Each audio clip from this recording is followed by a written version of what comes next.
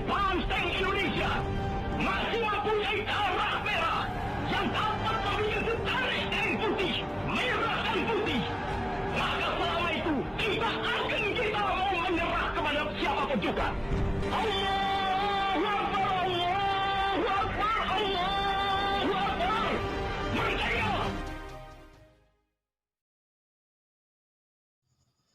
Assalamualaikum warahmatullahi wabarakatuh. Salam sejahtera untuk kita semua. Oke, kali ini kita akan belajar mengenai salah satu peristiwa perlawanan bangsa Indonesia terhadap dominasi pemerintah kolonial Belanda yang terjadi pada abad 19. Nah, Indonesia sendiri ini merupakan negara kepulauan yang tentunya terdiri dari berbagai pulau-pulau, di mana setiap pulau ini memiliki nilai strategis yang menyebabkan datangnya para penjajah seperti Inggris, Portugis, dan juga Belanda. Salah satu pulau yang menjadi incaran para penjajah yakni Pulau Sumatera, di mana Pulau Sumatera ini memiliki arti penting sebagai tempat penghasil pertanian melalui perkebunannya dan juga sebagai pusat perdagangan rempah-rempah. Selain itu juga Sumatera dikenal dengan penghasil emas yang begitu luar biasa. Nah, bangsa Belanda telah menduduki di Indonesia dalam waktu yang begitu lama, salah satunya di Sumatera. Berbagai perlawanan terhadap pemerintah Belanda telah terjadi pada abad 19. Salah satunya yakni Perang Padri di bawah pimpinan Tuanku Imam Bonjol yang terjadi di daerah Minangkabau, Sumatera Barat.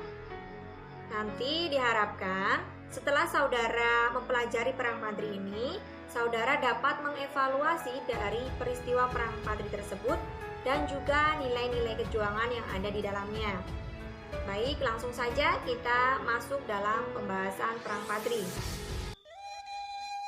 Oke, jadi Perang Padri ini merupakan perang yang terjadi pada tahun 1821 sampai dengan 1838 di Minangkabau, Sumatera Barat, tepatnya di sekitar daerah Kerajaan Pagaroyong. Perang ini digerakkan oleh para pembaru Islam yang saat itu sedang konflik dengan kaum adat. Jadi awalnya perang ini merupakan perang saudara antara kaum Padri dengan kaum adat. Nah, untuk kaum Padri sendiri ini adalah mereka para pendukung utama penegak syariat agama Islam dalam tatanan masyarakat di Minangkabau. Ada juga yang menyebutkan bahwa mereka ini adalah mereka yang pernah belajar agama Islam di Pedir, yakni sebuah tempat di Aceh yang kini bernama Pidi. Sedangkan untuk kaum adat sendiri adalah mereka penganut setia terhadap nilai-nilai tradisi dan adat istiadat yang diwariskan oleh nenek moyang mereka. Nah, di sini ada beberapa kebiasaan yang sudah ada sebelum Islam masuk di daerah Minangkabau. Ada mabuk-mabukan, berjudi, dan juga sambung ayam. Yang perlu saudara ketahui, sebenarnya pada awal abad 19, istilah kaum Padri dan juga istilah kaum adat ini belum dikenal. Saat itu justru lebih populer dengan sebutan golongan putih dan juga golongan hitam. Nah, penyebutan ini didasarkan dengan pakaian yang mereka pakai. Jadi untuk golongan putih adalah mereka para pembaru yang saat itu memakai pakaian serba putih. Sedangkan golongan hitam adalah mereka yang setia terhadap nilai-nilai yang diwarisi oleh nenek moyang mereka yang saat itu memakai pakaian serba hitam. Namun dalam perkembangannya oleh penulis sejarah, penyebutan ini kemudian diganti dengan nama kaum Padri dan juga kaum adat. Jadi golongan putih ini adalah mereka kaum Padri dan golongan hitam adalah kaum adat. Nah, sedangkan untuk perang saudaranya sendiri ini terjadi pada tahun 1803 sampai dengan 1821 yang diakhiri dengan kekalahan kaum adat.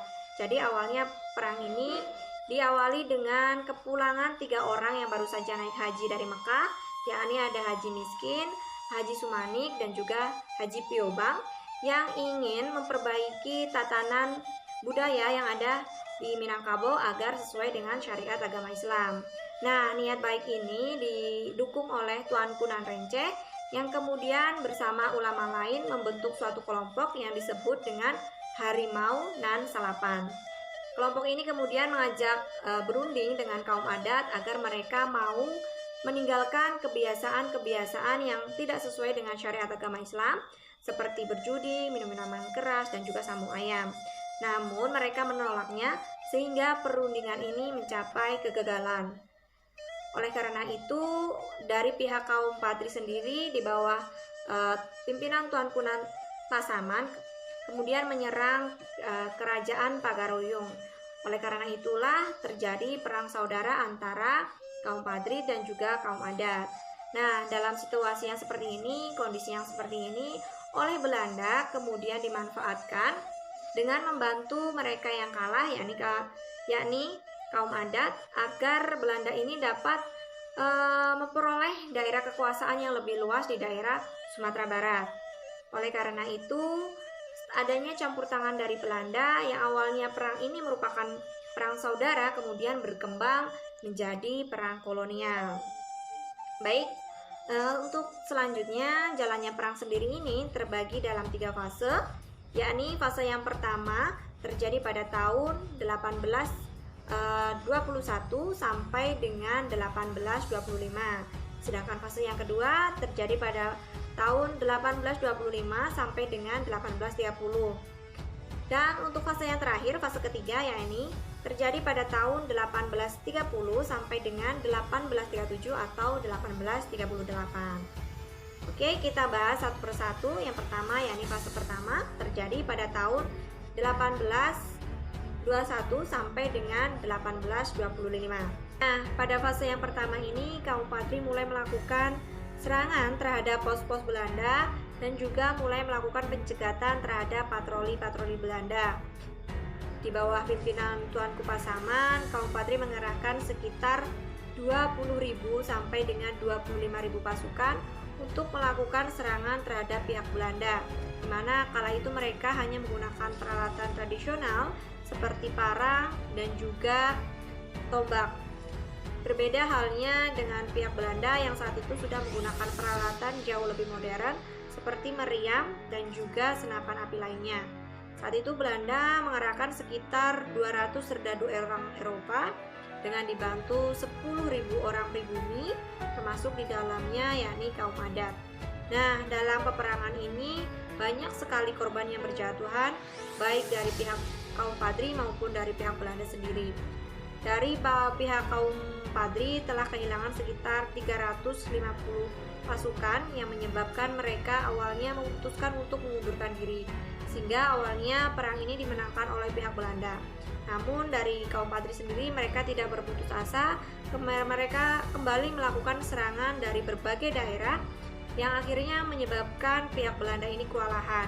Karena itulah Belanda kemudian mengambil strategi damai, di mana pada tanggal 26 Januari 1824 disepakatilah sebuah perjanjian damai yang dikenal dengan Perjanjian Masang.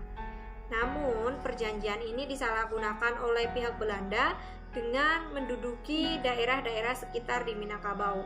Hal inilah yang menyebabkan kaum Padri marah dan memutuskan membatalkan perjanjian perdamaian tersebut.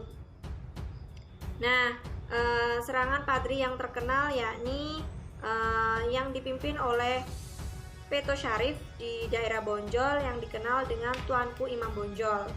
Karena kekecewaan kaum Padri, kemudian Tuanku Imam Bonjol ini menyerukan kembali perlawanan terhadap pihak Belanda.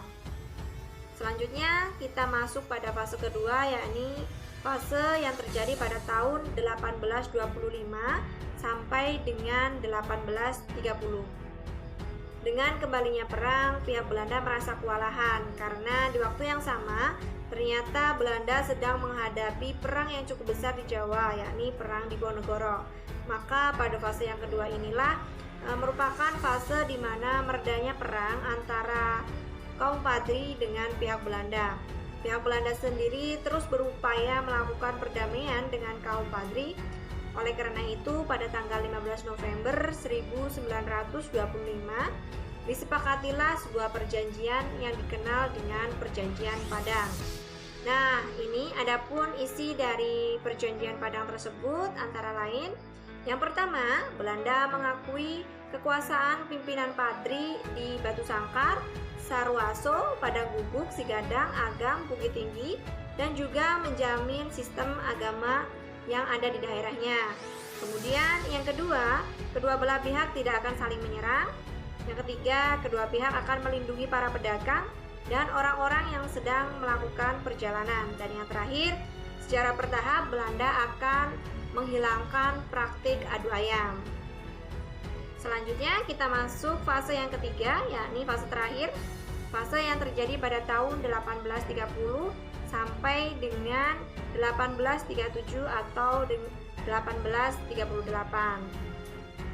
Dengan berakhirnya Perang Diponegoro pada tahun 1830, maka seluruh kekuatan pasukan Belanda kemudian dikonsentrasikan di Sumatera Barat untuk melawan kaum Padri.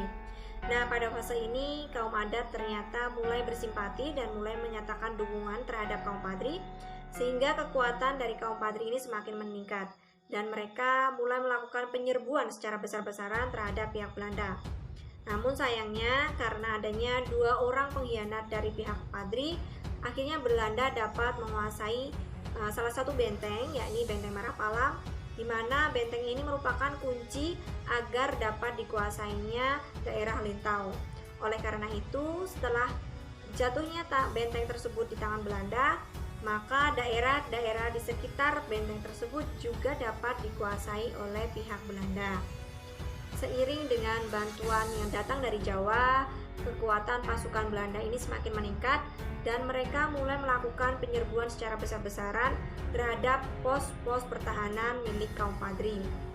Ternyata selain menggunakan strategi militer, ternyata Belanda juga menggunakan strategi winning the heart, di mana segala jenis pajak yang ada kemudian dihapus dan para penghulu yang kehilangan penghasilan karena adanya penghapusan jenis pajak ini kemudian mereka digaji sebesar 25 sampai dengan 30 gulden, dan para buruh yang bekerja di pemerintahan Belanda mereka digaji sebesar 50 sen per harinya.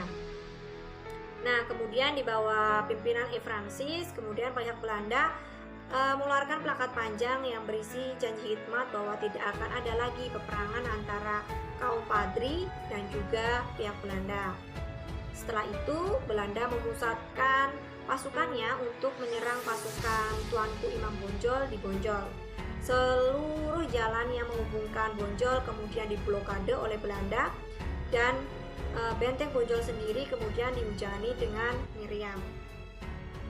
Nah, sebelum kita melanjutkan ke pembahasan akhir dari Perang Padri, berikut akan saya tampilkan beberapa gambar. Yang pertama adalah lukisan Bonjol pada tahun 1839, di mana di daerah ini terdapat sebuah benteng Bonjol yang terletak di atas bukit yang hampir tegak lurus ke atas, yang kemudian dikenal dengan nama Bukit Tajadi. Selanjutnya, nah ini adalah salah satu tokoh utama dari kaum Padri, yakni Pito Syarif, atau yang kita kenal dengan Tuanku Imam Bonjol, di mana sepeninggalnya Tuanku Nan Renceh, Tuanku Imam Bonjol ini dipercaya sebagai pimpinan perang dalam melawan kolonial Belanda. Dan yang ketiga, ada monumen dari Perang Padri yang dibangun pada masa Hindia Belanda. Selanjutnya ada makam dari Tuanku Nan Renceh yang terletak di Jorong Agam, Sumatera Barat, di mana Tuanku Nan Renceh ini merupakan anggota dari Harimau Nan Salapan. Dan yang terakhir ada makam dari Haji Miskin yang terletak di Pandai Sike, Agam, Sumatera Barat, yang mana beliau merupakan salah satu penggagas yang menginginkan adanya pemurnian budaya di daerah Minangkabau, Sumatera Barat agar sesuai dengan syariat agama Islam. Oke, selanjutnya akhir dari Perang Padri. Jadi setelah dapat dikuasainya benteng Bonjol oleh pihak Belanda, kemudian mereka mengajukan perdamaian kepada Imam Bonjol. Dan kali ini Tuanku Imam Bonjol menerima perdamaian tersebut dengan catatan agar daerah Bonjol segera dibebaskan. Namun permintaan tersebut tidak digubris oleh pihak Belanda dan justru mereka melakukan penyerangan terus-menerus terhadap pihak Padri. Hingga akhirnya kaum Padri terdesak dan menyerah pada tanggal 25 Oktober 1837.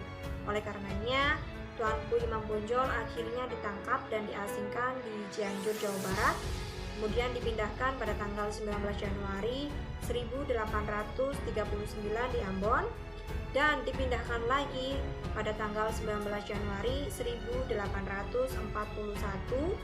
di Manado, hingga akhirnya meninggal di sana pada tanggal 16 November 1864. Sedangkan pasukan dari kaum Padri yang berhasil lolos, mereka kemudian melanjutkan bergerilya di hutan-hutan Sumatera Barat.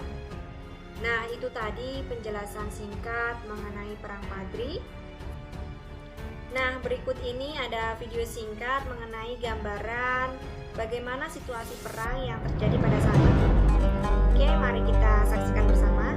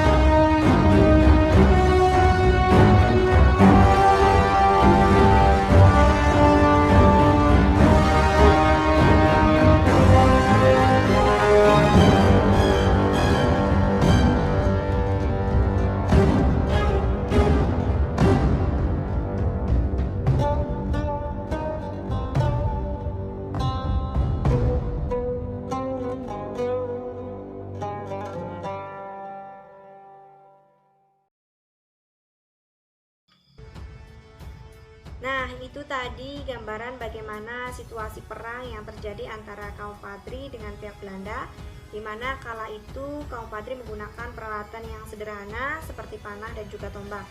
Tetapi mereka tidak gentar dalam melakukan perlawanan terhadap Belanda. Nah, selanjutnya ini ada tugas individu.